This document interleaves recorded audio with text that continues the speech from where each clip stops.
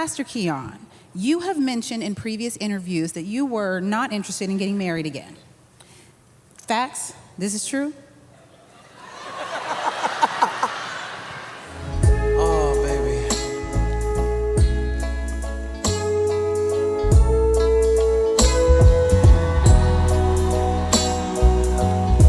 I've been looking at you.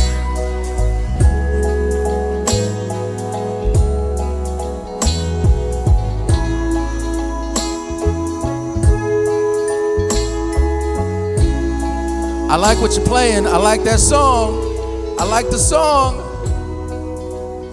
All right, What's we got happening, some more people? space over here, right? Hello there. Yes, we got have. some more space, right? We do. Who are we missing? We are missing the Pastor Keion Henderson and First Lady Shaunie. Let's do. Henderson. Everybody make some noise for the First Lady Shaunie Henderson and Pastor Keion Henderson.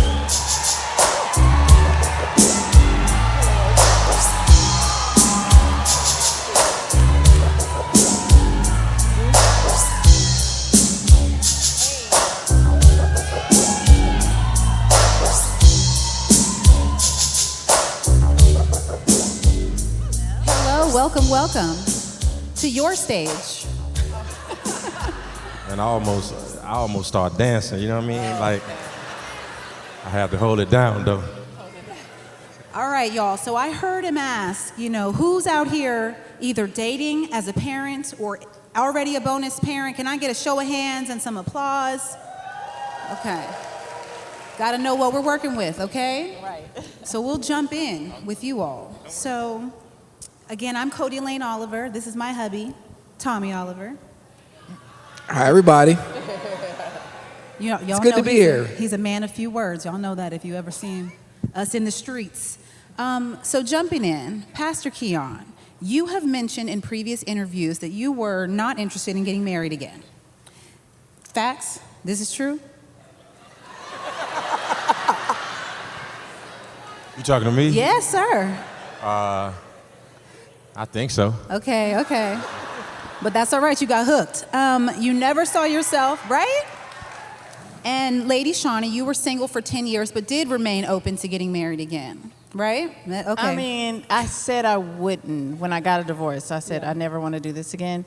And then eventually I was like, maybe, not really. It was, y'all know what I say about the dating pool, so I felt very discouraged. It took the right person for both of them, clearly. Yeah. All right, y'all. So, on top of that, you're both parents. Pastor Keion, you have a 13-year-old, or you had when y'all met? Yeah, she's 12. Okay, you have a 12-year-old, and you have 5 children. I do. Ages 18 to 27? Correct. Grown. That was really good. Oh, You've yeah, been Googling. Absolutely. I gotta do my part, okay? I'm like, okay. Okay, and we have 6-year-olds, 2 6-year-olds, and an 8-year-old, just FYI. So, all right, so during your courtship, what was the conversation like what was the conversation like about your children when you were dating? To each other. Yes, to each other. I ain't talk about mine. No, I didn't. At first, because see, my daughter has a mother, and my wife is great at being a mother. Mm-hmm. So what I was trying to figure out was how to diffuse the tension between a woman looking to be a mother and a child not looking for one. I know that's right. So it was difficult because she's great at doing that, and my daughter wasn't looking for that, and so the frustration of reaching to somebody who's withdrawing. Yeah. And I felt like I was in the middle because I love both of them, and I want both of them to be happy. And in the beginning, I tried to fix it. And when I realized that I couldn't fix it, I just let them deal with it. Well, what does that mean? Does that feel like he just jumped out and abandoned you, or did you feel like, okay, I can do this? No, he definitely didn't abandon me. If anything, he had my back through it because I was really trying. I was like, I don't want to replace, being her mother. I just was like, let me be a bonus. Let let me love you, you know, and it was, she just would not break, you know. And I just kind of, I said to him, I'm just gonna let it be what it is. Like, I'm not gonna force the issue.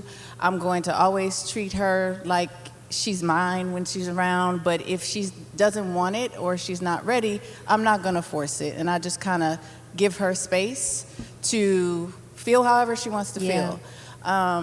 You know, and I know some things are out of our control. So that was my take on the whole thing, just not force it. As a child in a blended family myself, I appreciate that approach. Because my parents divorced when I was 12, and my dad certainly had girlfriends who tried a little too hard to be mom. Yeah. I got a mama. But I love your approach to it. Okay, so before the wedding, how did you two prepare your families to blend? What were the key conversations that you had, you know, with your kids and your extended family? Well, for the most part, my kids were grown already. So I had one daughter that was still home, still in high school. And, you know, I've always taught my children to respect everybody, right? They are just going to respect everybody. And it was not the norm to have a man around like that. So if I brought him around, they knew, okay, this must be serious, or this must be something, because my mother just doesn't do that. I wasn't that mom. So it wasn't a lot of conversation that needed to happen. I remember it was one birthday dinner we went to where I had for him, and my kids were there, and he said something about, you know, he wasn't going anywhere. And my sons looked at him and were like, I don't know what's taking you so long. You know, they were just like, I mean, clearly, if she brought you around and we're around you and we showing up and we, you know, what's taking you so long? So my kids kind of just adapted to him so quickly, and I don't know. They have their own relationship. He tells me to mind my business, that they have their own thing, because I'm always trying to, what y'all talking about? What they tell you?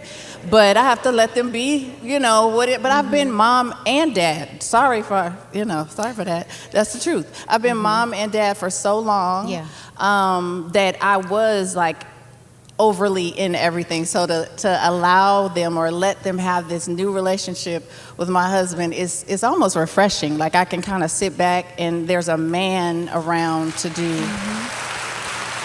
stuff I couldn't do.